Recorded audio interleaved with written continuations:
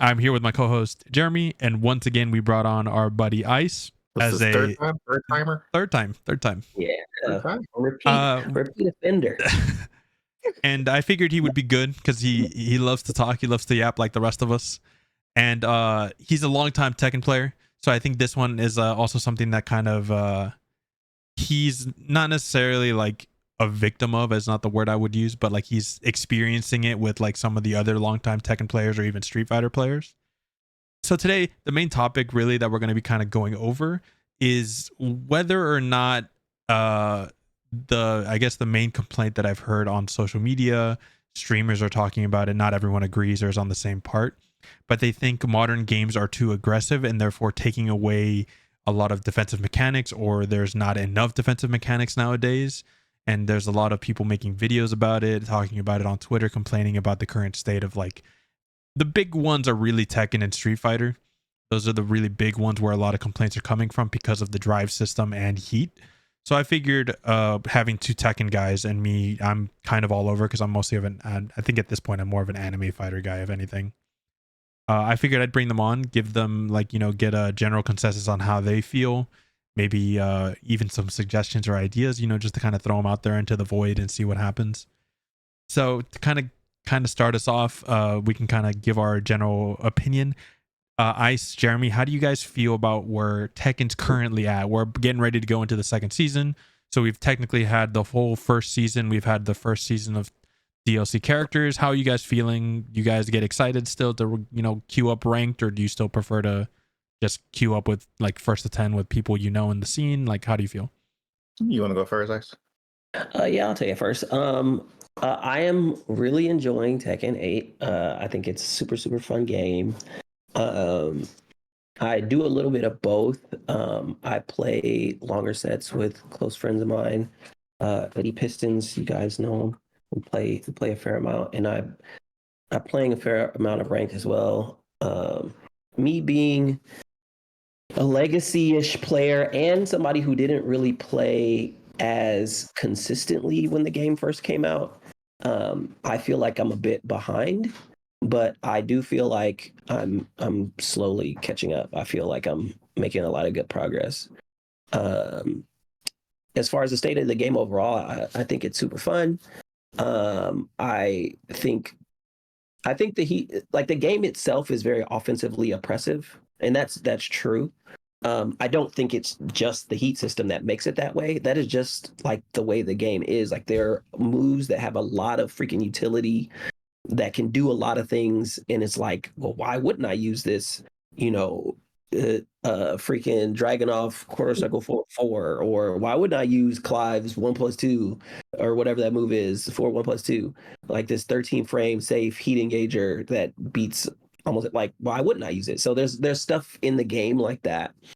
Um, but I guess because I came up in the era of games like Soul Calibur 3, where it was just nonsense, like absolute nonsense. I don't feel like I do feel like the game is offensively oppressive. Like that is true, but not so much that it makes the game not fun. I actually think the game is very fun, and I have a great time playing it.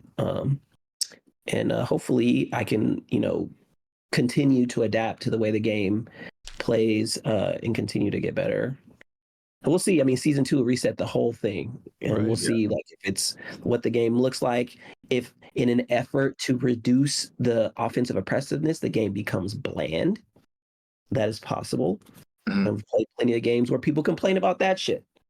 So, people are going to complain pretty much regardless. And a lot of the social media stuff you hear is just people dealing with the nature of playing fighting games. Fighting games are fucking hard.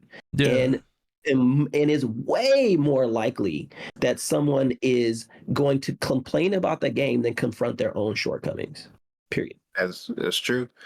I largely agree with Ice for the most part. I think in the current state, Tekken 8 is a fun game. It's a good game. Is it a great game? That's yet to be seen. It's only been almost a year. It's only It's a been year a and little over a year and 3 months, 4 months, yeah, 2 months, 2 months. yeah. I would say maybe when they get to like season 3, I'll probably make that distinction of whether it's a great game at that point. But like people on Twitter and on your Reddits, they're just venting out there that, you know, like I said, this game is hard. Fighting games is hard. Either get good or don't, adapt or die. You know. Yeah, and I was when we were writing this up yesterday, the outline, so we could kind of get some talking points, and it's not really just like us ranting or anything. And we wanted to kind of keep it more structured. We were watching a bunch of videos and like trying to see what even like Reddit, how they feel, because we don't want to, you know, everyone's opinion is important to a certain extent. But something that I was telling him is I feel like these people that are like, I feel like the main concern that I'm hearing, at least from my perspective, I could be wrong, is these longtime Street Fighter and Tekken players, they've just never dealt with shit like this before. Whereas like I feel like even in the fighting game community, and I feel like most other, like I feel like there's other fighting game content creators that they've said it on Twitter, they've said it on Reddit, they've said it on their own channels, that like if you play other fighting games, like especially like anime fighters, attack fighters, we're used to this shit. Like we've been dealing with shit like this for a decade. Like just as an example, right? Like one of the most beloved games of all time, UMVC3. What do you think X Factor is? That's 20 seconds, 15 seconds, however fucking X Factor, as long as a bullshit, and you just gotta hold that. Or you pop your X Factor. Dragon Ball Fighters has sparking. Yeah. Sparking. Yeah, level 3 X Factor, you know, depending on the level 3. I mean, it's nuts. Yeah. And then you got fucking DBFZ sparking. And the way that sparking works in that mechanic is like, oh, I'm gonna have to try to, because you then, like what I've always considered it, right? Like, don't get me wrong, you can call it bullshit because it kind of is. Like some of the things that we have to deal with in those modes it's bullshit. Like as an example, I still think Kuma is absolutely outrageous in heat. Electric heat and the amount of chip damage. But hey, you know, you gotta hold that, or you just gotta play around it, right? Like I'm not gonna sit here and be like, oh, nerf Kuma, nerf all this shit, or get rid of heat. I just deal with it. Yeah. I do worry about season 2 Tekken and them bringing back, well, not bringing back, but elevating some of the defensive options that it might seem boring. That is one concern I do have. Yeah. I don't think it will be that big of a deal in the end, though. Yeah, I think directionally they're going the right way. I think they can tune some things down and whatever, but directionally I think it's super fun. I like the heat system in concept. Like the idea that, you know, you have this kind of enhanced kind of install that you can use to turn the tide of battle or try to end the fight. Even just used for neutral, like trying to open up your opponent. Like it gives you options. Yeah. I think that's fine. I mean, I think they talked about how they're addressing some of this, like reduce the effective chip damage a little bit. And I think that stuff is. I think that's like a lot of the things that are. Oh, go ahead. The one thing I wanted to say was that I do think that they recognize that the direction is fine because they're adding the ability to go into crouch. And that is going to be Joyce. Ridiculous. Like Yoshi, Anna, these characters, like. Not to mention they're also adding in from stance being able to just hit your generic heat engager to go into heat. Which again, when I first heard it, I even talked to Jeremy about it, and to me it didn't sound that good. I was like, that doesn't sound like it's that good. I feel like a lot of my heat engagers were from stance anyways. And then he goes, no. They're talking about 1+3, like your normal heat to activate heat can be done from stance now. And I was like, oh, that's really nice, because sometimes there's a lot of times where, you know, even as Reina, I'm in a stance like Heaven's Wrath, for example, and obviously they're just sitting there blocking, hitting it. And I was like, you know, maybe if I was in heat right here or go into heat, I could maybe get a chance to open them up. It gives us more options again on offense, but it also gives you more options in like defensively. Like a lot of the times, as a perfect example, I go into stance, Yoshi just says fucking flash, fuck all your stances, I'm not gonna sit here and eat any of that. Well, now I think if I can at least activate heat, I still get hit with damage, but I have a chance to now fight back. So again, when I first heard that, I was like, that's kind of dumb. I feel like all stance characters already have heat engagers, but that was just me misunderstanding it.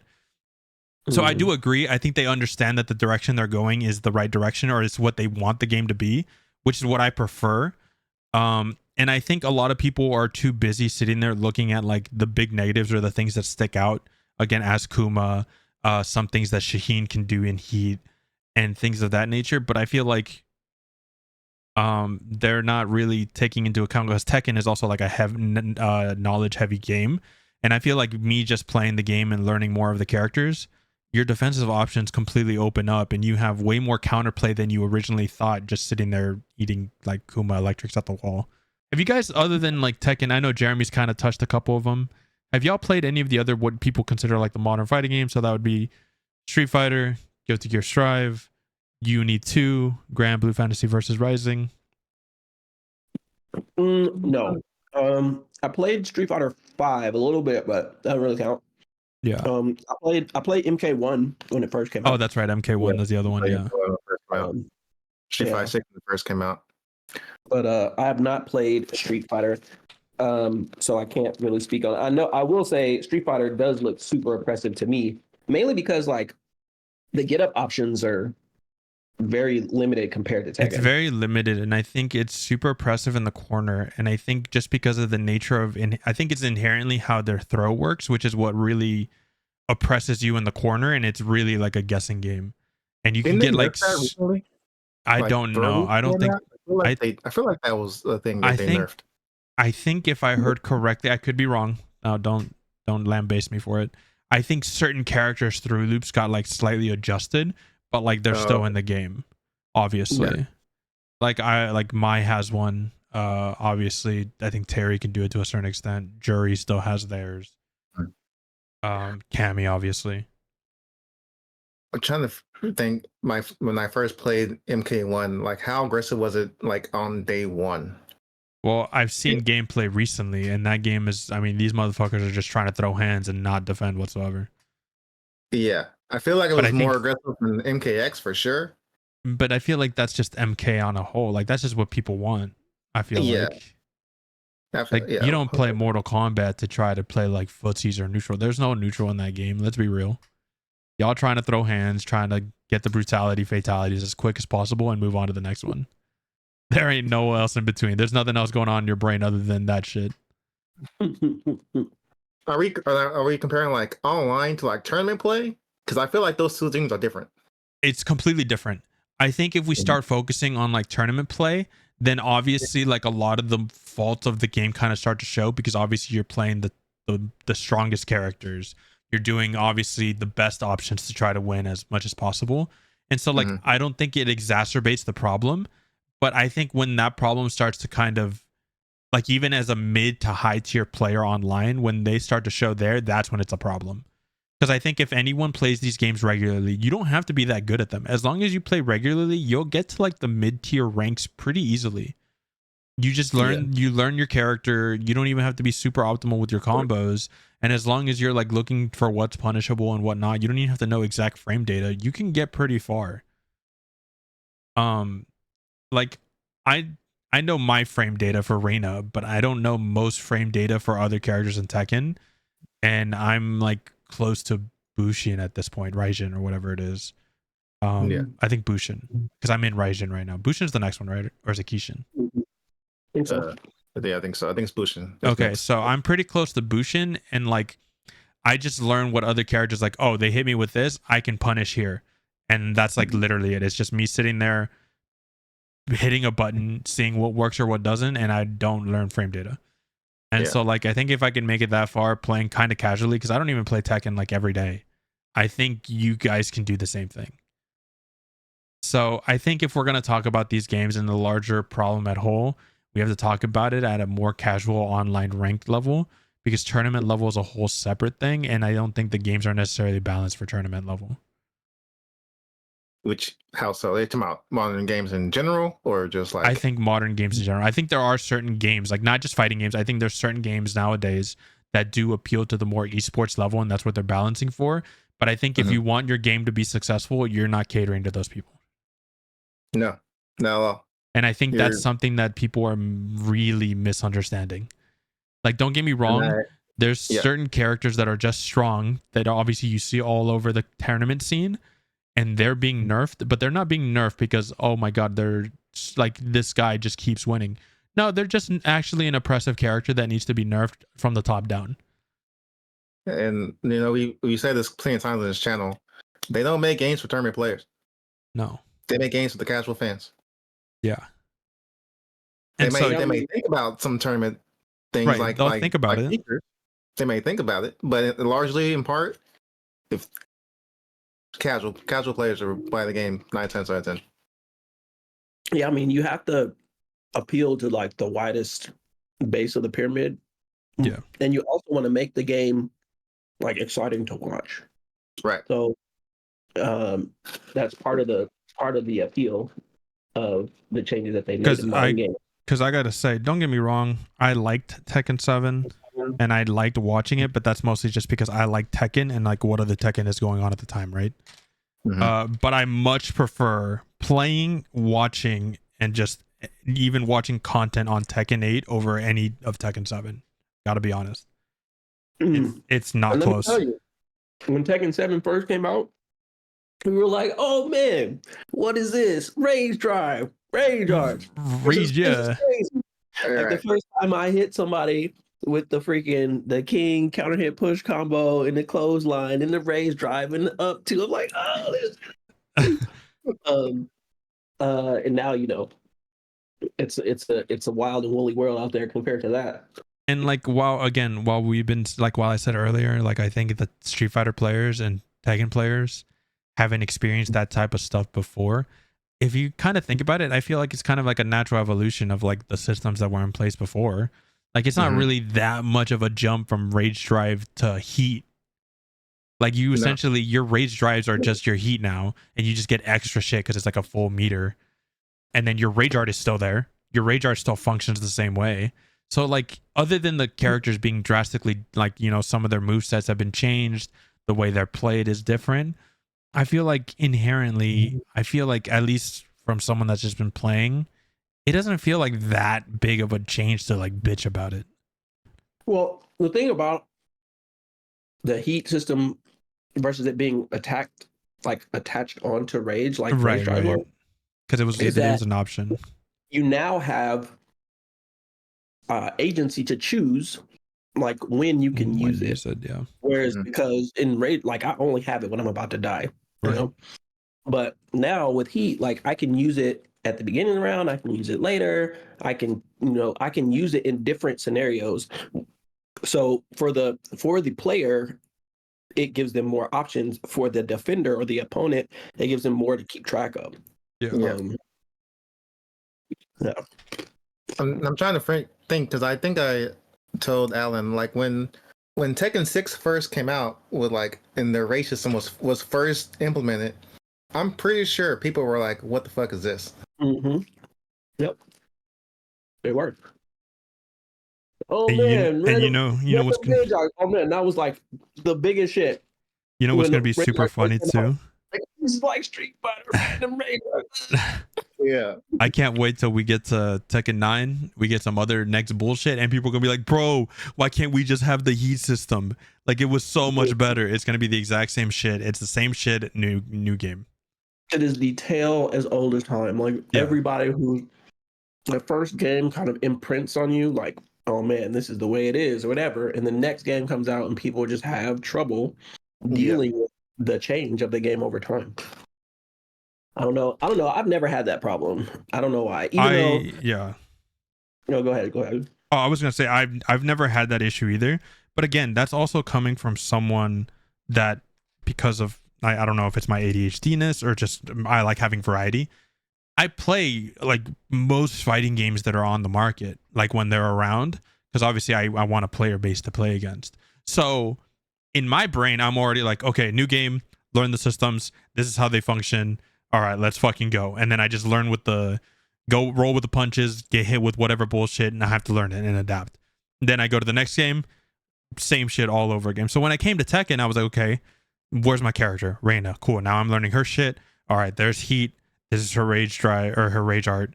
All right, cool. Time to go online, get my ass beat, learn whatever's happening. And then like that's just how I go with every game.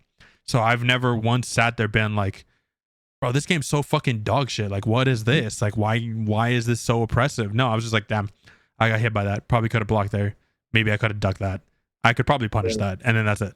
Like the opposite reaction.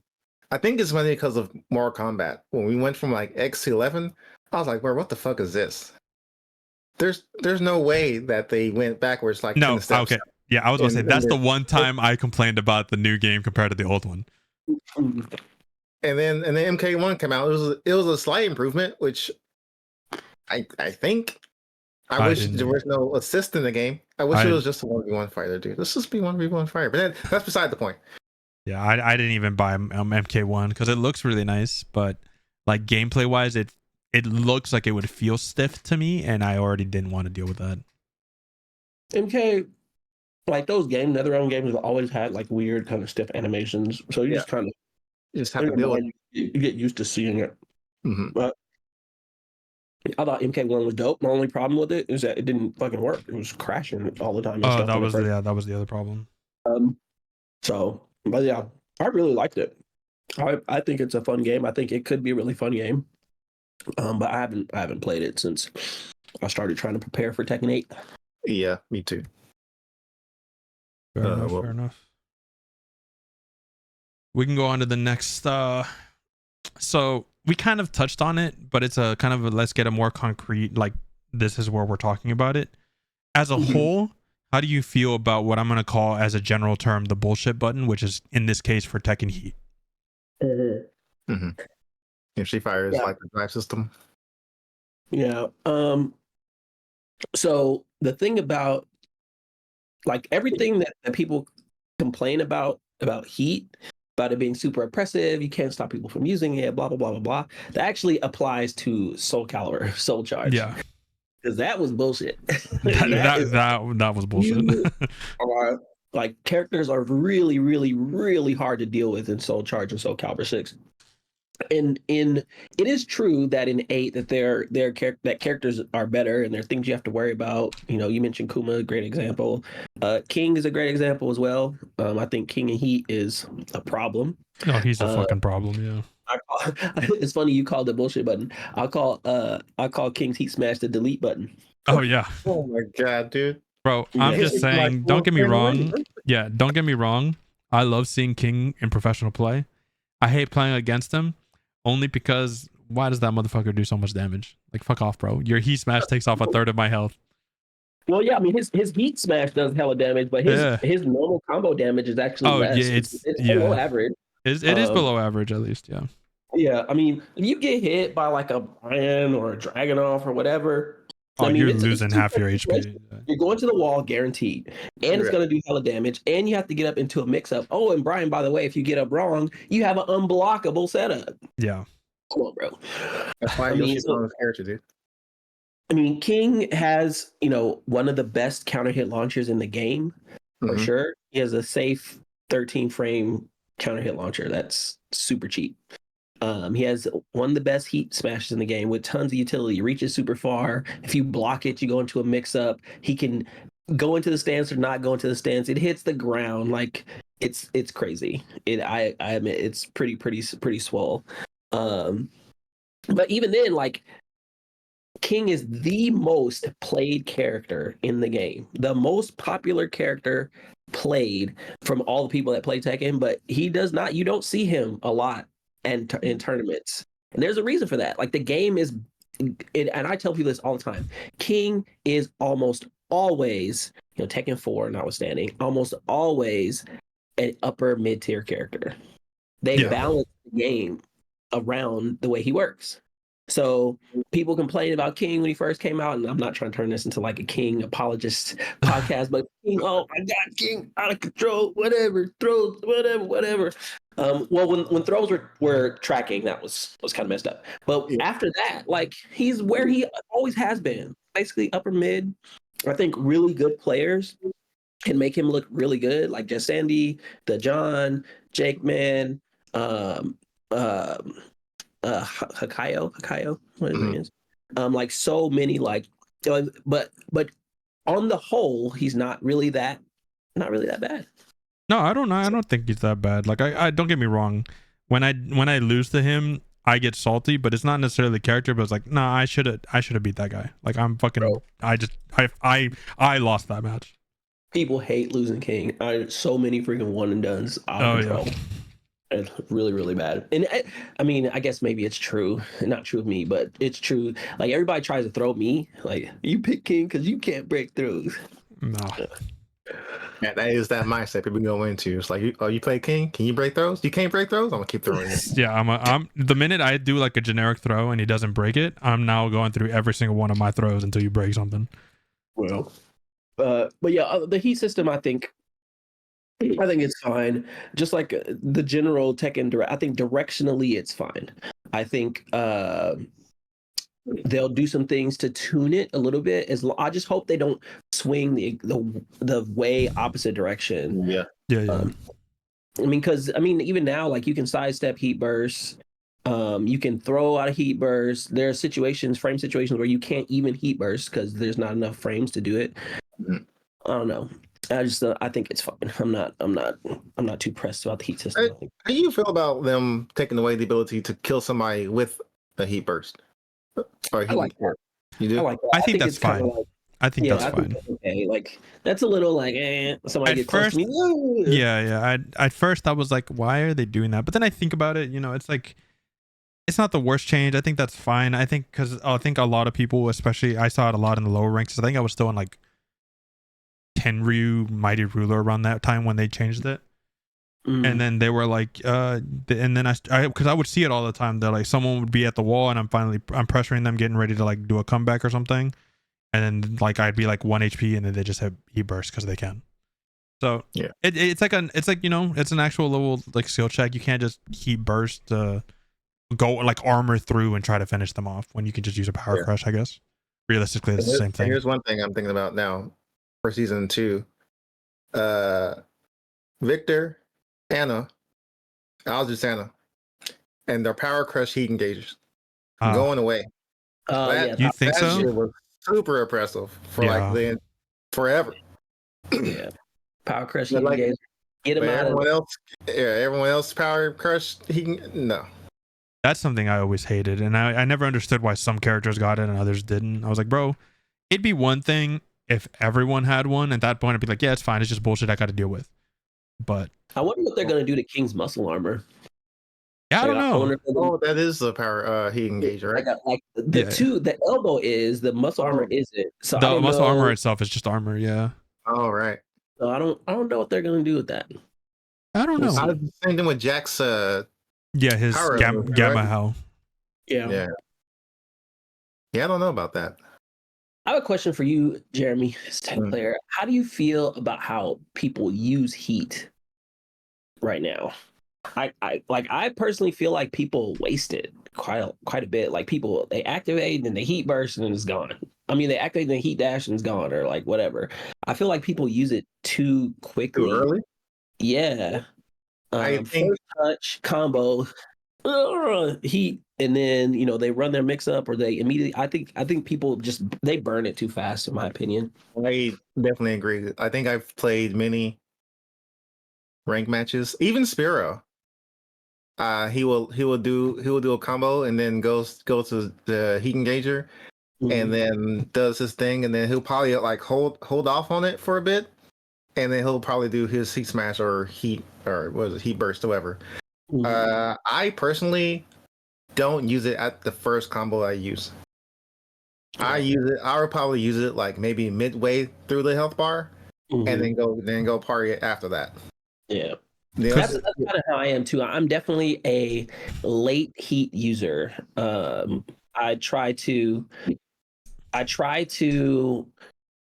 like mid heat bars. I mean, mid life bars usually around the time I do it. Or if I'm down, like if I'm losing, I might do it on first touch because I might not get another chance. Right.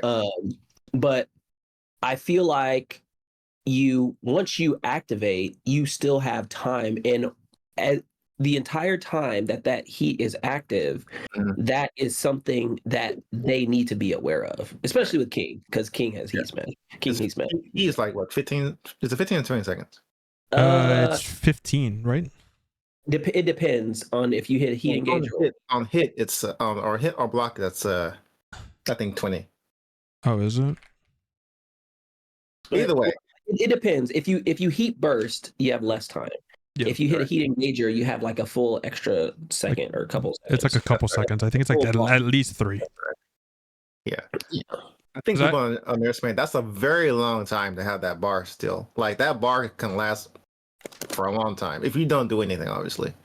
I don't know. I've always thought it was weird how, like, even at the higher levels, right, in tournament play, how quickly people will use heat and then just get rid of it. And I'm just like, I guess you got some extra damage. I guess it just depends. Like, do you value the extra damage from the combo extension or the heat dash to, or maybe open them up versus like, for example, Reyna in Heat has her dumbass forward 3+4 and it does the little cartwheel twice.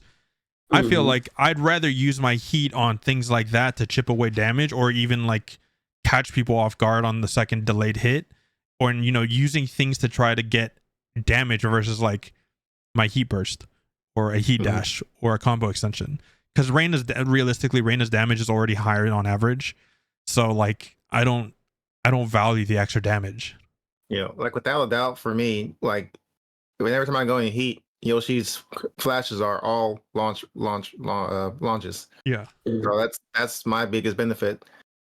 And every time I use a flash, I only probably do like maybe 3 flashes in one heat bar, and that's it. So I try and save that like mid health bar and towards the end, if possible. Yeah, well, King obviously heat smash is a big deal. To me, 4-2-1 being a launcher is a huge deal.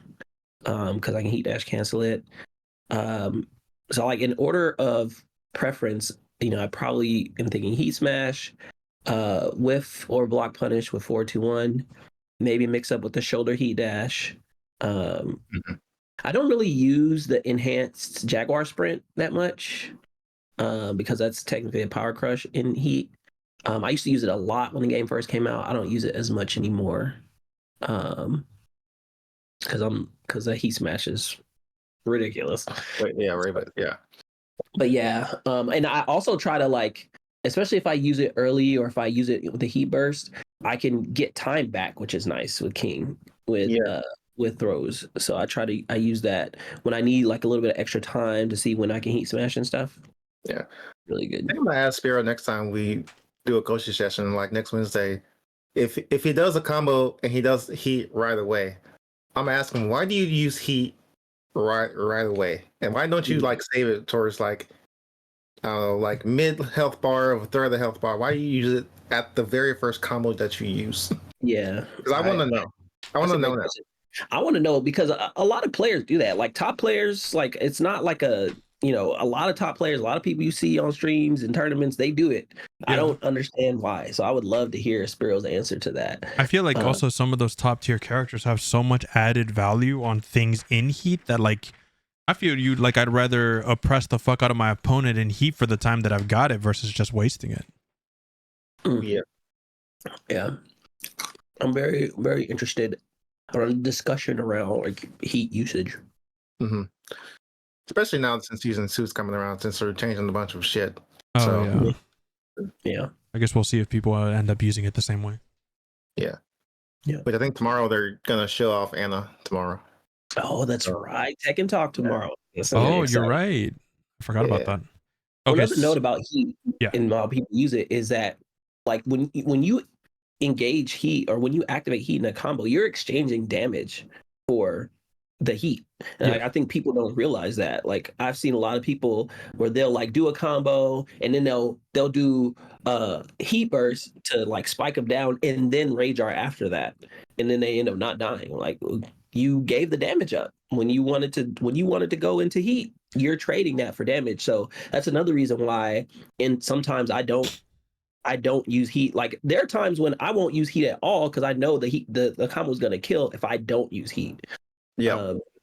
There are times where I will use heat to spike and then rage art, but that's when they're like I've done my full combo and I think I've done all the damage I have other than heat, and then they have like that much health left, so I'll rage art and I'm like, okay, I'll activate heat to at least get the mix up after the rage art when they get up, in case it doesn't kill. Usually it does, but just in case, Yeah, EP does that too. I'm like, dude, why are you doing that? And he's like, yeah, I want to have it for the mix up after. I think it might be a character specific thing, but there are a lot of characters where you can rage art and then just heat burst after, so you get the damage and you have heat. Yeah. That's one thing that I've been looking for recently in my gameplay is places where I can safely activate heat. Like I knock someone down, knock them away. You see a lot of like Wasulu does this a lot. You see like a lot of like better players. They know the spots where I get a guaranteed heat activation, and they'll do. Then I think it may be character, because like for Reyna, right? If I just do heat burst, or like I do the rage art and then I just pop my heat, like my heat smash, it's a really long range. I'm gonna hit you even if I don't move forward, or I could just do a quick dash into heat. Or if you're still alive, there's like a 50-50 chance whether I just do hell sweep into Heaven's Wrath and then just do the low heat smash. So for it might be just character specific, because for me, I think I just benefit after just having it and then just immediately attacking the minute you're like already on the wake up. Gotcha. That makes sense. That makes sense. So since we were talking about heat again, because you guys don't have a lot of experience with Street Fighter, so we'll not talk about that one. But in heat, when you're facing against people using heat and things like that, do you feel like there's not enough defensive tools to like deal with it, or do you think you just gotta hold that? Let me go first real quick, guys. I think it doesn't really matter. I think Yoshi's the outlier for sure, because I have flash and I can span out, or I can do nothing. Yeah. So I think this doesn't. I'm not gonna say it doesn't apply to Yoshi, but I don't care, dude. It does not matter. Spoken like a Yoshi player for real, right? Because I at least you might have a different perspective. Because like as Reyna, the only real thing I can do is hold that, try to activate my heat to try to like stop whatever you're getting ready to do, and then try to play in the neutral at that point. Or I have 3 parries, including like my heat Heaven's Wrath. So I go heat Heaven's Wrath and try to catch you hitting like a high or a mid. I do the back 1+3 or 1+2 or 3+, or 1+3, 2+4, which is just the bigger window. Or if I'm really feeling it and I'm a little spicy, I'll try to third strike parry you, and I just casino away. But so I don't necessarily think there's enough, because like a lot of heat smashes, like some of them you can duck, some of them start low, and then like I think the more oppressive things are just things people can do in heat. But even then, I feel like I'm never sitting there just wondering like there's nothing I can do. But again, that could just be me. You can always do. Yeah. There's always an option. Yeah, I think it depends on the character. Like I think there are certain characters who are just generally oppressive as soon as they pop it, like Kuma. I think there are certain characters that aren't necessarily more oppressive, just more dangerous.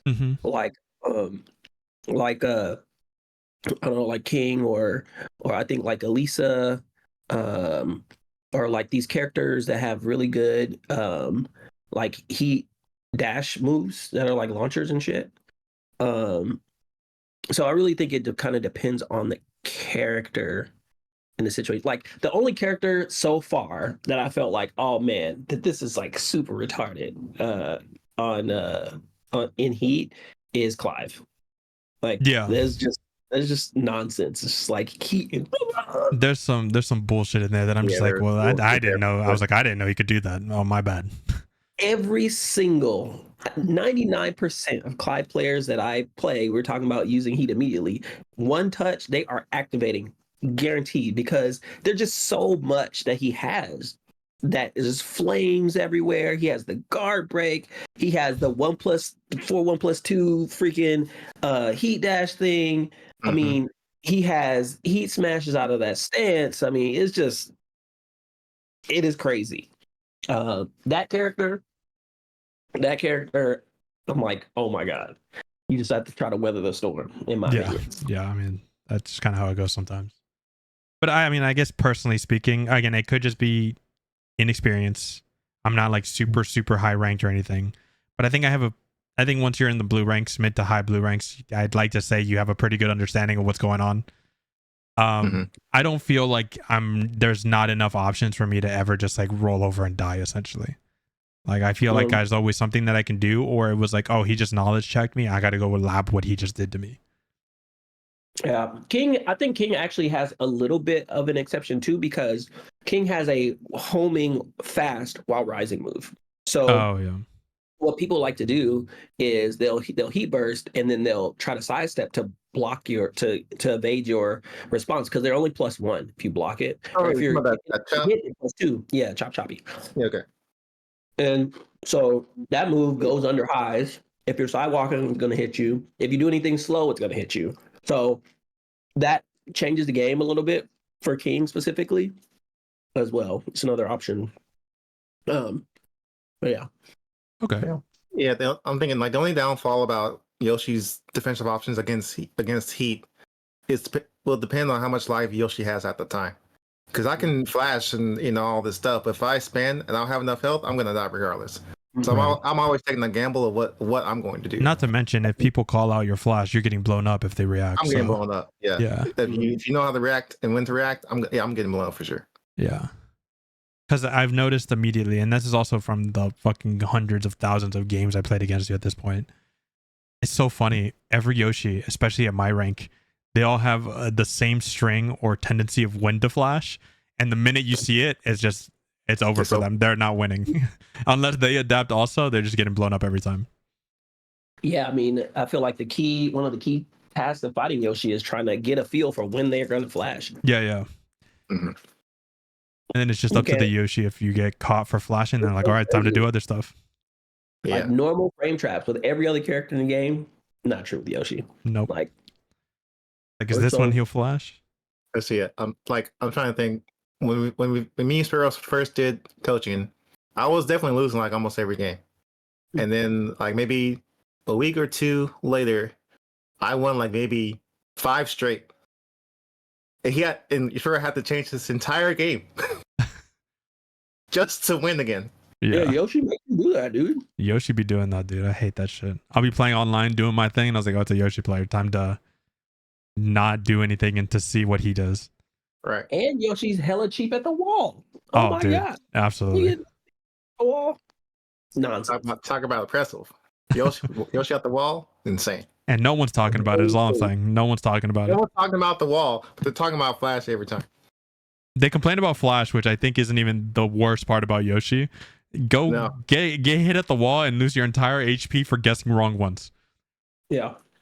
Get knocked down and then try to get up. Yeah. It's so fun that it taught you to never like stand up at the wall now. Yeah. I have to roll or wait till he does the move. I want to use grab breath at the wall every time. He ducks every time. It's like, damn it, man. Let me shift with the grab breath and okay. I have to do something else now. All right. So since we were just talking about that, do you think, at least with like, we're gonna stick to Tekken since that's what we know best. Do you think people are complaining for no reason? Or do you think they just genuinely need to get good, get better, learn? I don't think that people are complaining for no reason, like absolutely no reason. I think there are things that get, like I said, the game is offensively oppressive, but like I do think that people on the whole really, again, like they won't confront their own shortcomings. Yeah. Right. Yeah. So it's a little bit of both. Like there are valid things like, oh man, this is really freaking hard to deal with. Like this move does everything. There's no reason not to move. Like some of that stuff exists. But to go overboard with it and say it's like this game is horribly designed and stuff like that, you're just raging, bro. I'm sure people are still complaining about Ling's AOP ducking over on the mids till this day.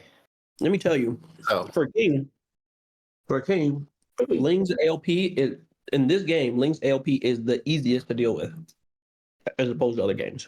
Like, I'm not saying that it's easy; it's still hard. But But when they fixed or made the hitbox on King's Forward 4 hit lower, helps a ton.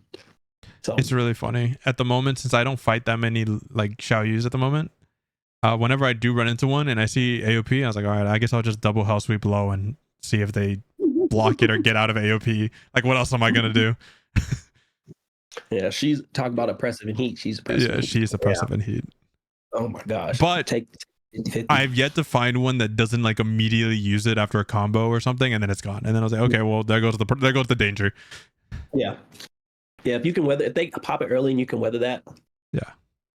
Or they Or- don't use it effectively. Or as Yeah. effectively, or if they do hit you and then they get a combo and it's just like half my life, I was like, hey, I came out pretty good on top. Right. Yeah. I feel like I think like the main aggressive characters I ran across like in the ranks I'm in is Lydia and Heihachi. Mm. Oh, Those two dude, characters I don't got stop pressing buttons. They No. just go.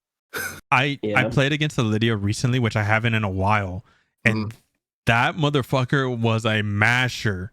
And like he still lost because I just picked up where he's mashing, and then I had to just learn Lydia on the spot.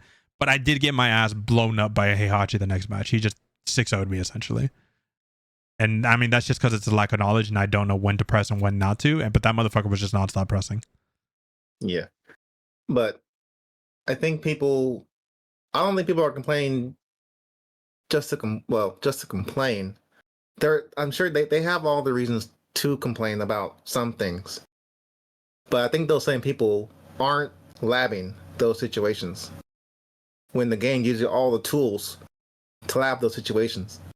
In most cases, that is true. In most cases, people are really just crying out saying, I don't know how to deal with this. That's basically what that means. Right. And there are a good number of people that do. I mean, there's still like a large amount of information that goes out about the game, and people will help people. Like Trojan is a great example of somebody who Yeah. Oh, he's labs always everything. helping people. Yeah. He always helps people. He always like when somebody complains about something online, he will literally post a video of like, This is like, how you this deal is- with it. This is what you like do. the tech copy lane. Like Yeah. this is what you do.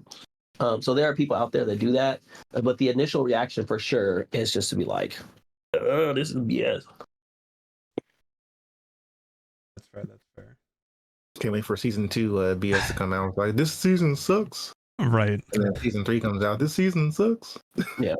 So And we've also never ending never continuous ending circle. bitching. Yeah. Yeah. We kind of touched on this too. I think we've all kind of been on the same side on this one. Do you prefer games to be like this, more oppressive, but still having options as far as defensive? Or do you prefer the slower, neutral focus? Like, no, I hate that shit personally. As a spectator, It's boring as fuck. I think it's better to watch a game be as oppressive. Yeah. Not like dumb. Well, I'm not gonna say dumb. No, you can say Anime dumb. fighters is different because it's just going ham every 5 seconds. But could you imagine Tekken Tag 2, Tekken 6 in 2025? Tekken That'd be 6. hard to watch. Yeah. I was really bored with Tekken 6 by the end. I was like, That'd tired of be it. super difficult to watch. Like I And know, I know there's a Alright, big subsection. real quick, Oh yeah, go ahead. That's why I worry about Virtua Fighter 6. I want that game to be very good, but I also worry it's not going to be a very good spectator game. Mhm. Yeah, I could see that because I mean, Virtua Fighter 5 was pretty slow. Virtua Fighter 5 is actually pretty fast for a game with no meters. That's Yeah. true, but I guess in comparison, right, to what we have now. But if you're spectating it, it's not very exciting, in my opinion. No. So like I don't want Virtua Fighter 6 to like lose its identity and like just add all these meters and comeback mechanics. But I hope there's something that for the spectator audience to grasp, so it won't be a snooze fest. Mhm. But kind of like DOA. Why isn't DOA a better fighting game than it is now? Why people like is that a good spectator game to you? No, I don't think so. I don't remember really watching it too much. I don't know. DOA is just a whole. Following for the game. Yeah, I mean, I like DOA 5 still, but I haven't played it in a while. Yeah. Yeah, I mean, the whole thing about DOA is like how the counter system is like central to the game, Yeah. and everybody is like makes fun of that. You know, it's like Mhm. If somebody get hit, like, huh. And everything kind of revolves around that. I think that perception is really part of the reason why it was hard for DOA to stay like super relevant. Gotcha. Yeah. But I enjoyed DOA when I played it. I definitely enjoy the game. I'm not like I am definitely a 3D fighting game player. So I definitely enjoyed DOA, Soul Calibur, Virtua Fighter. Yeah. Konami, again, Bloody Roar. Please tell the IP, make a new one, something. But I really worry about Virtua Fighter 6 when it comes out. You know what's actually really funny now that you mentioned Bloody Roar? I never really thought about it until somewhat recently, because I like watched gameplay of Bloody Roar at work because it was like a slow day and I was just trying to find something to watch. Mm-hmm. You know what I realized? He kind of works like the Primal Rage from Bloody Roar. It's very similar. Like Kazuya is the perfect example. You have a meter, you go fucking animal mode for a little bit, you get a bunch of bullshit for a little bit, and then you go back to normal. Kazuya bursts heat. He's a devil. Fucking does his bullshit for a little bit, then he goes back to normal. Mm-hmm. It's pretty much the same. It's great. Pretty much, it's there. People just want to overlook it. Oh yeah, I prefer games. I mean, it's a spectrum. Like I prefer games to lean more offensive. I don't know. At least, yeah, because for me, like not just spectating. Obviously, I think we all agree, aggressive games are just way more fun to watch. It's just more exciting. More things are happening. But even as a player, at least personally, like I used to play just a bunch of Rushdown, but that was mostly because I was a masher. Now that I'm playing the game more, I think I kind of lean more towards like poke heavy characters that like will try to open you up and then like blow you up once they hit you. I think that's kind of what I've gravitated towards, but I'd still much prefer an aggressive game that gives me a lot of interactions throughout a round to try to like, play against the opponent, try to read each other and give you stuff versus like me sitting there going back and forth and then like throwing out a move every 3 or 4 seconds type shit. Yeah, I agree. I mean, I think there's like, I think CVS2, for example, is one of those like when they all existed at the same time, when it was like CVS2 and Marvel and Street Fighter and all that. I feel like CVS2 was like a really good like middle point where it wasn't as crazy as Marvel, it wasn't as slow as Street Fighter, but still like had the neutral part of it. And they still had different meters and different systems. They had different grooves of people that like affected the way the characters played. Like I really like that. I like the idea, and I don't play anime games, so whatever, but I like the idea of characters having an extra system with them. Yeah. Other than just like their moveset. Yeah. I like that idea. I think it gives a lot of identity to not just the game, but to characters and the way people play those characters.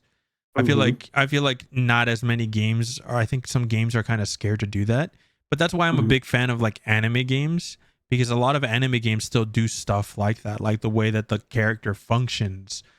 They still have the same game mechanics as everyone else, but now they have like their own meter to worry about, or they have to build up a certain thing. Now, as an extreme example, in Persona, I can't remember if it was Cross Tag or Persona 4, there was a character, I forget his fucking name, he's got a baseball bat, but he has specific moves to build up like his home run meter or whatever the fuck. And after all this tedious bullshit, you can like do 1,000,000 damage or whatever the fuck. So it's like, that's an extreme example because not anyone's, like most people aren't going to play that. But I think that's like a perfect example. Like I like when characters or games do that, because trust me, there's going to be a subsection of gamers that are going to gravitate towards that character, and they're going to stay with the game because they have that. And I feel like games like Street Fighter and Tekken are more like averting away from that. Yeah. I think Tekken is trying to move in that direction a little bit. I mean, it seems like the only thing they do is give people insoles, which is weird. But I think they kind of try to add a little like, and actually if you look at the patch notes, generally they're trying to make the expressiveness of each character shine more. And if a character has something that's so oppressive, like right now, Clive actually kind of works like that baseball guy. Like he has a meter that you build it up. If that hits, that does hella damage and takes great life. But nobody uses it because everything else is so oppressive. Like, why would I waste my time doing that? Like your end goal isn't to build up the Zantetsuken to 7 to go blow them up. No, they're just it'll Yeah. just happen naturally, and then they're like, oh, I can end my combo with this to kill them, and like it's a secondary thought that it's not the primary focus. Yeah, so they are, and I think hopefully we'll see that in season 2 as well. Like whenever they talk about changes they make in the patch notes and in the recent patches they made, they've always been, they want this character to be able to express themselves more uniquely, and so hopefully they can strike that balance. And that's why I'm a Not big. only do they Oh, do go that, ahead. sorry. Not only do they do that in like their patch notes, but like the character itself. Like Tekken 7, they never Nina never used her guns in Tekken 7 unless it was like a rage art. Mm-hmm. And Anna never used her bazooka unless it's part of even their animations and movesets. They're adding shit to that to make them more unique and not just punch, kick, kick, kick. Right. Yeah. And I remember when I was first learning, like going to Tekken from SoCal, I'm like, man, all the characters look the same and do the same moves. Like that's what it felt like to me coming from Right. SoCal, where all the characters are very expressively different. Yeah, and that's why I'm such a big fan of Soul Calibur, because you could be playing a similar type of character, but they're completely different. They feel different. They look and their moves are different, even if they game plan wise is very similar. But that's why I'm a really big fan of Tekken 8. And like, I still love Street Fighter 6. Don't get me wrong. Like we may have said some things about it and whatnot, but like I've been playing Mai recently and having a fucking blast. Like I'm loving the game. I'm having so much fun with her. But I feel like it, like when people play Jury, you kind of know what to expect from Jury players or Ken players or DJs. Like very rarely do you get a character feeling different, like gameplay wise, versus like another player, except skill wise, right? Like, oh, that guy was better than the other guy. Like in Tekken, Kings, for example, Yoshis are, I mean, again, two very expressive characters in my opinion. You play against them even back to back to back, it's not going to be the same game whatsoever. It's going to be completely fucking different. Even with Reina, which has like, Reina doesn't have like very many, I feel like it's very specific things that you're trying to get to blow them up for it. But even Reina's play completely different. Yeah, and that's one thing I've been a big fan of Tekken. Reina is a character that I think lends that a lot. Reina has such an expansive toolkit. Like she has everything. She has an electric. She has a hotkit. She has hell sweep. She has stance. She has that forward 2 into like backward stance thing with the move, and you can change that into the other stance. Like I think she's a really, really well done, like super cool character. Very expressive character, I think.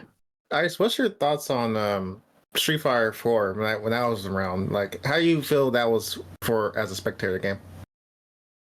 It was hype. I thought, like, I mean, the fighting game community, like it or not, revolves around Capcom games. Yeah, and there was no game that like really quote unquote kicked off the modern era like Street Fighter 4 did. Like that game was basically the beginning of what we all know today. Right. Everything else was build up to that. And so, you know, I respect it for that and what it was. Like there's so many like hype moments, even though I didn't play the game that much, that just being in the community around these huge events, I was actually more attached to Street Fighter 4 outcomes than any other Street Fighter since. So, and that might just me because I'm like a boomer basically FGC wise, but like, yeah, like I paid attention to who the top players were and who was playing who and whatever. Nowadays, I kind of find out kind of secondhand, offhand. I'm not really watching. Whereas before, I watched all those tournaments. I stayed for Street Fighter Grand Finals. There's something exciting like every day. Yeah. And I will say, as someone that obviously I came back to fighting games because of Street Fighter 4, just like most people. And obviously, I love the game. I love what it did for the community, and I enjoyed playing it. But I didn't grow up like in the FGC. This is me playing in arcades by myself, or playing at home by myself, or online. And I didn't even really know that there was like a fighting game esports scene at that time. So I didn't watch any of those tournaments growing up. So for me to go back and watch it, at least like imagining me as a kid, right? I think if I was there in the moment at the time in the scene, it was probably a great spectator sport. Everyone was super invested. Everyone was super, it was hype at the time. But I'm like, as someone that's gone back and watched a lot of those games, I think it's more the players, the storylines, and the environment that makes it hype, not necessarily the game. That makes sense. Yeah. Yeah. That makes sense. Yeah, I could totally see that. Yeah, I could yeah. totally see that. Yeah. Because even Yeah. like Street Fighter 6, I love watching Street Fighter 6, but I can't like just sit here on my computer watching like an online tournament like TNS or something. Like I'll watch a little bit to watch how like certain top players or better players play like Mai or something, but I won't watch a whole tournament. But I can do that for other games. But again, when I go to a tournament like Texas Showdown, Evo, whatnot, I watch a lot of the Street Fighter stuff on stage because with the environment, the group, the people around, and watching the players that I enjoy watching, it's way more hype. So I think Street Yeah. Fighter's always been that type of game where, don't get me wrong, Street Fighter 6 especially is not slow by any means. And there's some really hype moments and like clutch moments that these players pull out because these players are fucking insane nowadays. But it's not enough, at least for me, to just sit there and watch. It's definitely the environment, the people, and the people involved or whatever storylines are going on. Whereas like Tekken or Uni, even Grand Blue, I can like actually just sit there and watch. But again, that's definitely a personal thing. That's not like a general statement. Did you watch the Pakistan versus Korea exhibition? I'm going Some of to. it. I'm going to. I have it queued up on my second monitor. After this, I'm going to be watching it while I play games and stuff. Yeah, I didn't watch it while it was happening, but I've been watching like bits of it like every like I'll take lunch from work, I work from Yeah. home. I'll eat and then I'll watch 30 or 45 minutes of matches, and I've been doing that like all week. And yeah, it's awesome. Yeah. It's awesome. I mean, people who like Tekken, watch that Right. shit because them boys are going at it, and so many hype moments and matches, so many conversions. Like, oh my god, I believe you could do that. Just like is really, really, really, really, really fun to watch. I really enjoyed it. I hope the US of A in season 2 really gets their shit together for this game. Yeah, there wasn't a whole lot of top US players around. No. We've talked about this, man. It's crazy because Struggling out there, dude. the North American rallying cry. Look, well, we never had the game at the same time like everybody else. And now we look, do. And look at out here us. goofy. So I guess we'll do since we've been at it for about an hour, we don't want to go too long to ruin people's schedules out here. We'll go ahead and top it because another thing that I hear a word or phrase tossed around is people talking about neutral skips, skipping neutral, these moves that are neutral skips. And I feel like I've been hearing it a lot around like Street Fighter and Tekken recently.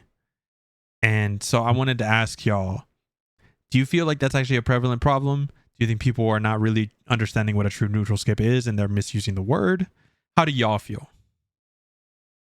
Yeah, what do you mean by neutral wave? Oh, I see. Yeah.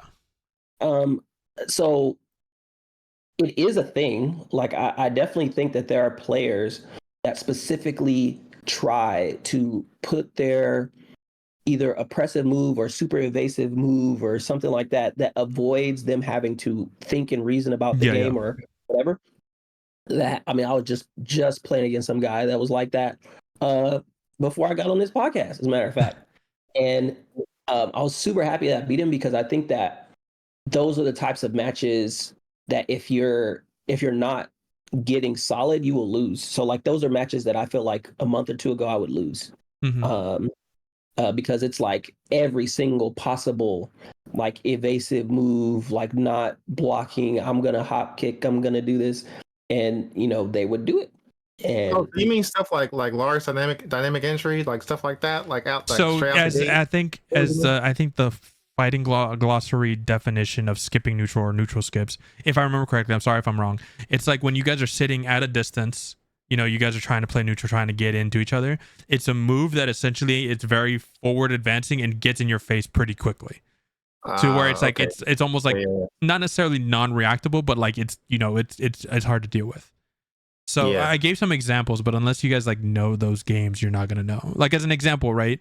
You guys played Street Fighter, like the older Street Fighters with the Vega. You can fucking fly around, do shit, and hit you in the air. That's a neutral skip. Yeah, Sea Viper, stuff like that. Yes. Gotcha. Yeah, I mean, he has anything that's like that. Well, he used to, but they took it away from him. So that was his like Armor Crush 3+4. So that was like maybe the only thing I could think of. Like when I think of quote unquote neutral skips, I don't necessarily think of, although there are moves like this, like what you're talking about. I'm thinking more of the players who are trying to get into their quote unquote mix up situation or something that is like a mix up in a can as quickly as possible. Or whether they're just trying to like, like a Zafina that's just gonna go and like immediately go in a stance and like or try to crawl at you or whatever. Or like this player I was talking about earlier is a Devil Gem player actually. Devil Gem player round start sidestep 2 or round start hell sweep or I'll run up. I do a running knee with King, and they immediately hop kick, jab, hop kick, like those types of things where they're not really trying to defend. They're just trying to put moves on the screen to make it so that you can't do anything. Or like a Lars players who will just like immediately try to run stances on you over and over, like that kind of stuff. Yeah, I mean, even as like for me personally, like I can't immediately go into a mix up with Yoshi. I have to do like 10 other different things just to get to that point. So I see what you mean. Yeah, I mean, even King can kind of do it. Like, King is very hard to keep out, because he has a 4/4 neutral 2. If you try to keep him out with jabs or something, you're getting counter hit for a ton of damage. He has the running knee. He has the push, and then at any moment where you think about blocking, he can throw you. So they're, King players are just, jab throw, 1-2 throw, stuff like kip up throw, like heat burst throw, like that kind of stuff. Their players do that, and you gotta deal with it. I think, but I feel like it's more like a player thing. I mean, I don't know, like it's hard for me to compare the current games, like try to go back to other things like that. Like, in this game, Lily has Matterhorn, for example, goes under everything. I lost to a Lily player last night. I heat dash. I heat dash, right? +5. I do forward 4. King's forward 4. This thing scrapes the ground damn near. And she Matterhorn under that shit like it wasn't even there.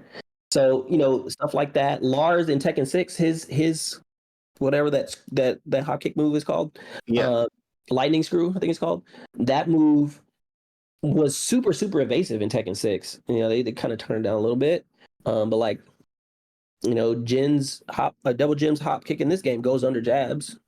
So, those moves definitely exist in the game. I don't know if they are more prevalent now. I mean, I can't speak for Street Fighter with the drive system. They can just like activate it and like come at you. Yeah, because they're considering the drive, like the drive dash, drive rush as the neutral skip, because they just they just try to come in with whatever. Yeah. Yeah, so I can't speak on the history of Street Fighter and how. I mean, that to me looks like something that would be much more of a neutral skip. Because I think in this game before the nerf, where Reina's forward 2 was super oppressive, and being able to do it out of wave dash and things like that, I think I would have considered a neutral skip, but not anymore because you can sidestep it and stuff like that. Yeah. Well. Oh, even Asasanas was like what running 3/4 while running 3. Yeah, by running 3. Yeah, that knee, bro. Yeah, I guess King's muscle armor. People say, well, if King thinks you're gonna do anything at all, just muscle armor when you get close to him. So there's that too. Okay. How do you feel about those moves being in the game? I'm fine with it. I feel like stuff. So that's what I'm saying. Like it's so hard for me to say that this is a trait of modern games. Like I feel like there's always a little something like that. Like take Eddie's relax. Like in this game, it's a lot more fair. And whereas in previous Tekkens, that shit went under 80% of the moves in the game. You couldn't really punish him for doing it. You get a flow if you block correctly in most cases. And whenever you got close to him, he'd just be like what are you gonna do? So, and that's been in the game since the beginning of Tekken time, since Eddie's been in the game. Yeah. So, Neutral skips have always been around, and it's like I think it's like again the Vega one was from like Street Fighter 2.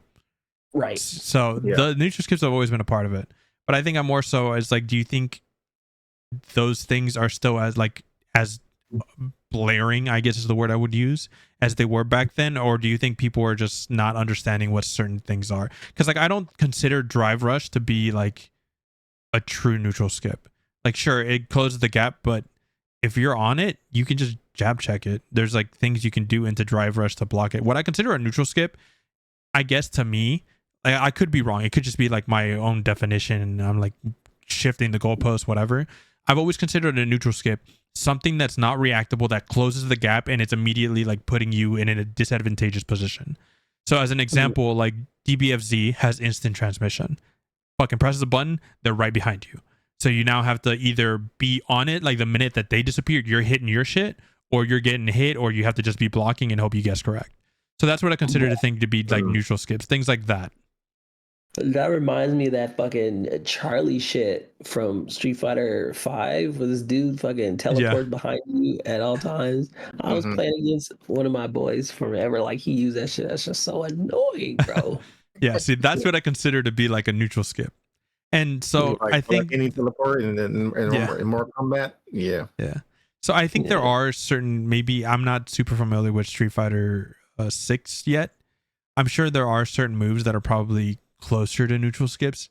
Like as an example, I would maybe consider Ken's Dragon Lash to be closer to that. It's like the kick where he jumps upward and kicks overhead. I would consider that maybe more of a neutral skip than like Drive Rush, but that could just be me. And so I think they're always in fighting games. They're always going to be around. But I think with how much I hear about them on Twitter and Reddit, now that could be me just because when I'm at work and there's nothing going on, I'm just on YouTube, Reddit, Twitter. And so maybe I'm just seeing it more.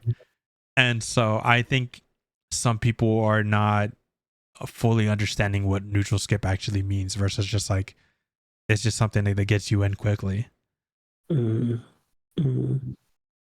Yeah. Because in tech, like lab, they just need to get better at the game, unfortunately. Because I even when the game has things like that, I've always considered those, even like quote unquote neutral skips, I've always considered those just part of the neutral game. Neutral game, you're sitting there playing a mind game of how to open up your opponent, and if you have a neutral skip, guess what, bro? That's an advantage that your opponent probably doesn't have. You're gonna fucking use it. Like you're not gonna use it. You're not gonna use it every time, but you'll use it. And so I've always considered it part of it. And so like I think the complaint that I hear is like, oh, all of these games are just 50-50s. There's no like defensive options or things of that nature because of things of like Drive Rush, or in Street Fighter they have like throw looping and stuff like that. But again, I think that's all just part of fighting games, I feel like, and that's always been a thing of fighting games in just different forms. I mean, the neutral game is a rock, paper, scissors, and when you get stuck in a corner, it's still rock, paper, scissors. It's just faster. Yeah. So I don't know. I mean, it could just be me. Maybe again, it could just be me because I play a bunch of different games and have to deal with bullshit on different levels that I'm just kind of like used to it, and I'm just like, okay, I fucked up, and then move on to the next game. Versus most modern fighting games now have really good practice modes. Yeah, that too. They give you a lot of tools to like get around it. So at least from my perspective, I think if you only play Street Fighter or you only play Tekken is when you start to have those types of complaints.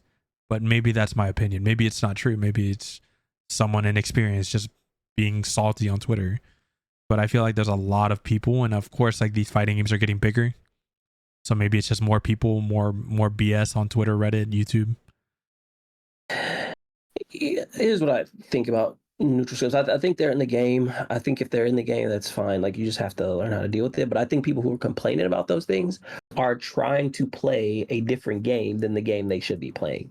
Yeah. Like people are complaining about neutral skips. So they're basically saying, I'm playing a specific game and I want you to play that same game. When you're in a fight, when you're in a match, like it doesn't, like none of that matters. No. no, whoever's winning at the end is all that matters. It doesn't matter if they did the scrubbiest shit ever. If it hits you and you're dead, You got hit, that's bro. it. You got It's hit. over.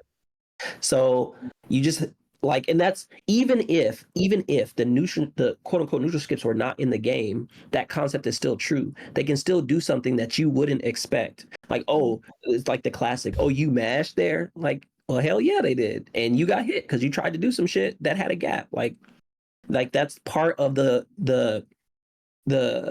rock paper scissors of the game. Like, are Right. you going to close the gap or are you going to try to mix me up? Are you going to try to bait the whiff and back up? If so, I'm just going to run in and do some shit. Are you Right. going to run into some shit? Oh no, actually, I'm playing a tight frame trap here. So, like that is the nature of the game. So if someone's playing neutral skips, then you have to, if like I guess it's fair to say if there is something in the game that is so oppressive that it is very hard to counterplay it even when you know that they're doing it, and they can just put this on the screen and you just have to hold it and guess and hope that you're right. Like, okay, if Right. that's truly the case, then that's fucked up. But that's just not what I see, and it maybe because I'm only really playing Tekken. I don't really see that. So Yeah, like I think as someone that again tries to keep up with multiple, I think the only what I'm going to consider valid real complaint that people are trying to get changed and I think should be changed, I think is the throw situation in Street Fighter. I think because of the property and the things that you get out of throw is super strong, that you're kind of just stuck in that strike throw loop, especially in corners. And I think that can be really oppressive. And like you guessing wrong is like basically you ending the game essentially. And like I get it, like even at the higher up level, these guys understand that. And like, yeah, you're gonna have to either die honorably through the loop or you try to guess, try to DP out of it or whatever, and you just have to hope that you guess correctly in that rock, paper, scissors. But I just think there's not enough counterplay to throws, and that could just be an experience. That's definitely an option. I'm not going to say that I'm sitting here 100% correct. That's definitely a possibility. But at least from my little bit of research, that like throw, when you're in a throw loop and you break the throw, like if you're the one in the corner and you just broke the throw, like you tech the throw, well, okay, cool. He's just back in like neutral, but you're still in the corner. You still have to try to get out of it. And if you try to hop over it and they just hit you with the DP, cool, you at least got out of the corner. If you jumped and they went for like a throw, so I don't know. I think the properties of throw in Street Fighter are a little too strong for like the counterplay against it. Because other games have things like throw loops and like a strike throw game. As an example, I think Grand Blue Fantasy versus Rising has a very similar style of game, but because there's more counterplay to the throw and you don't get as much from the throw, there's more counterplay, so it doesn't feel as oppressive. Whereas I think that's like the thing that's like really bringing Street Fighter 6 down. Down. Yeah, down, right? Down. Yeah. They're still having like record-breaking tournaments and Right, exactly. Viewership and sales and whatnot. Yeah. But like that's what's stopping me from considering Street Fighter 6 to be like the top 10 greatest fighting games of all time, even this early on, because Street Fighter 6 is a really fucking well-made game and it's super fun, but there's still some downsides to it, just like Tekken. Tekken's really close too. I think this is the best Tekken they've ever released, in my opinion. I can't argue that. Right. I can't argue that either. I mean, and I love Tekken 7. There's a Tekken 7 poster, release date poster in my office right now. Right. I don't know if I can show you. Yeah, let's see this shit. Oh, there it is. Hell yeah. Yeah. Yes, so sir. I love Tekken 7, and like I feel like some of my tournament wise, some of my most fulfillment experiences were in Tekken 7. But this shit right here. This shit here, they're cooking. So they are cooking. So hopefully we get out and play some more tournaments in this game and see how it really feels like in the trenches. Right. I played a few locals, and it's not the same, mainly because I'm a lot older, so I'm not in the scene the way I was before. So I feel like I'm a little bit kind of solo. But I would love to see how it feels like at bigger tournaments and stuff. I'm really enjoying. Is Showdown going to be your first big tournament for 8? Yes. Okay. Is that true? Yeah, I think that's true. Yeah. Yep. Are you going anywhere else besides Evo? Showdown CEO Evo. That's Gotcha. right. You said you were going to go to CEO. That's right. Yeah, DreamHack Dallas. I was gonna go to Combo Breaker, but I'm actually gonna go to DreamHack Dallas instead. Oh, okay. It's the same weekend. Oh, So, yeah, that's right. Happening? Well, Yeah, DreamHack DreamHack Dallas happens every year, but they're not doing fighting game stuff, are they? I hope so. I think they are. Well, it's the same weekend as Combo Breaker, so that's why I thought they wouldn't. Yeah. Because I know DreamHack Dallas is happening at the same time. So yeah, I gotta look this up myself. We'll go ahead and finish it off there. What were we saying? Sure they are. I have one real quick question. Oh yeah, sure. What's up? I forgot which video we saw this in, but it's like, is there really a war between devs and players about these games being too aggressive? I don't think so. I think it's just like I said. I think it's a vocal minority. Mm-hmm. I think there's a subsection of people that are like truly upset with like the current state of things. But I think the majority of the player base can agree that these are the best iterations these games have ever been. And there's just like certain things that are kind of annoying. Because at least personally, this is the most fun I've ever had with Street Fighter. This is the best Tekken I've ever played. And as far as anime games, like I think Guilty Gear has been better, but I'm having a lot of fun with Strive. Uni is a lot of fun. Melty Blood is the best it's ever been, in my opinion. I could be wrong. I didn't play too much of the older ones. So, I mean, personally, I think we're on an uptrend on how these games have been feeling, looking, playing, and feel. But that could just be me. Maybe I'm just easy to please or something.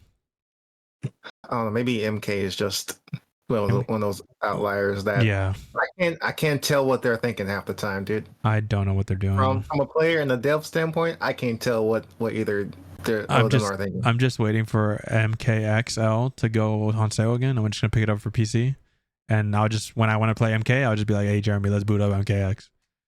Yeah, I don't know what they're doing, bro. I haven't, like, of the like quote unquote major games. It's such a weird downfall. So weird. It's also really funny. MK is the only one I play on like controller, like a pad. It just doesn't feel right to play on a stick. I can't do it.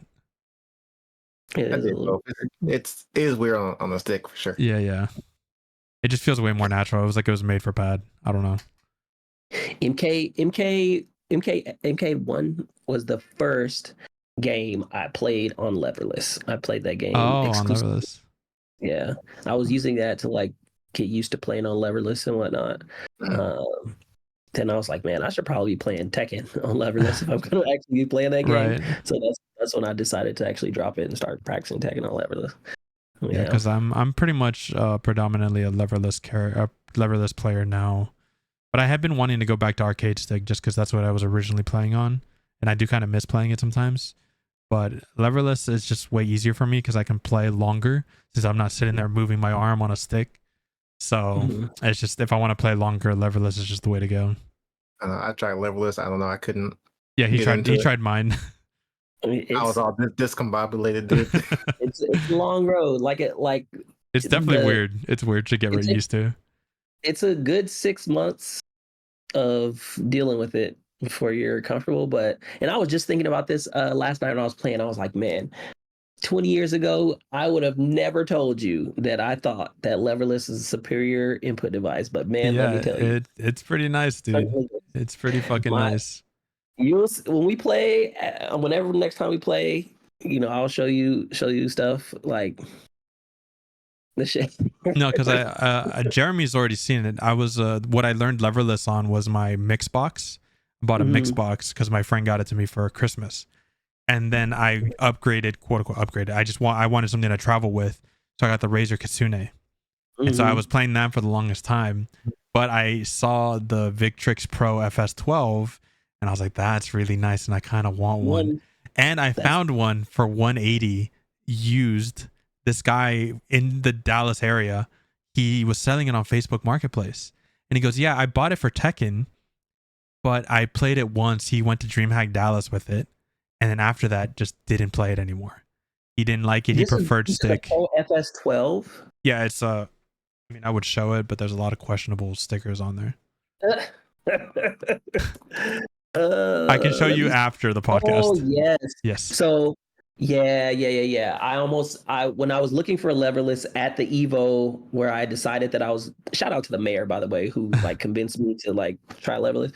At that Evo, I went to all the leverless booths. I went to Hitbox, I went to Snackbox or whatever. Yeah, I went yeah. to Vitrix. But that shit was $400. I'm like, No, yeah. absolutely. I was actually getting ready to spend $400 because I wanted the white one. But then I saw that one at on Facebook Marketplace. And so I met up with the guy. I was like, hey, can I take a look? We meet up. And if it looks like it's good and it's all working, I'll just give you the money on the spot. And he goes, yeah, cool. We can meet up. And so I met him and I got to talk to him and his girlfriend. They're just Tekken players, both chilling. She plays on a Kitsune. He plays on a stick. I forget. It's a Kwanba something. Love it. And so I got it and I got the purple one. It was a purple one, but I got it for 180. And it was 180 pretty much new. Still had the cable pretty much clean as fuck. It still has the bag. And so I was like, bro, I'll give you that money on the spot. And honestly, that's what I played on. And the only reason I hate that I bought it because I fell in love with it and it feels so good. But just with turning the stickers around so no one sees it, it's fucking massive. Yeah. And don't get me wrong, I prefer that. I prefer the heavier feeling stick and stuff like that. And it goes between PS5 natively and PC, which is really nice. But I just thought about it. I was like, dude, imagine having to carry this shit at Evo all day. And so that's like the only downside. But I love the controller. Yeah, I played on the Kitsune most of the time. I played on the Kitsune last Evo. But I recently switched to the Victrix Pro KO. Oh, okay. That is like for me, like the perfect leverless. I mean, it's a little loud, so I had to get O-rings to put under it. But like, yeah, mine's pretty loud. Like the size of it is perfect.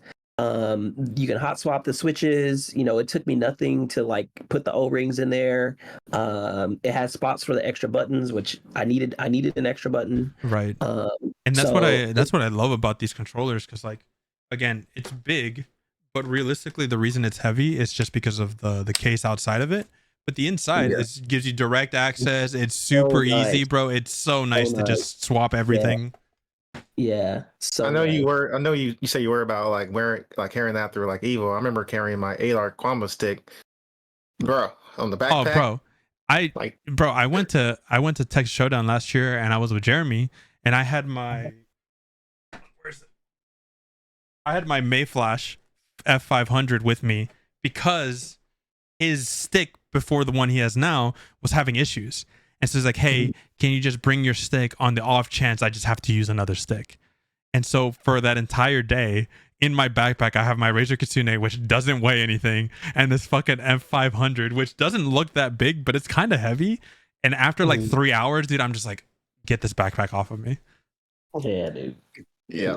And the problem is this doesn't fit in my backpack that I have. So I have to like get another backpack that's heavier or that's bigger. And that's what I'm gonna take it with. Yeah, my both the Kitsune and the Victrix Pro KO, they're slim enough. Like you can fit that, one of those like portable photo monitors and a PS5 Slim in a backpack. Whole setup, good to go. And the other thing that I like about the Victrix Pro KO is that it has an audio jack. So I for the longest time I had the Razer stick primarily because of that, because it had an audio jack. So when these freaking Yahoo tournaments don't have like audio setups, I have headphones. I'll put my headphones in. I like to hear game sound. Like I need to I like the immersiveness of game sound. Oh, yeah. And that's the only reason I also got this, because that's what that sticker. Yeah, dude.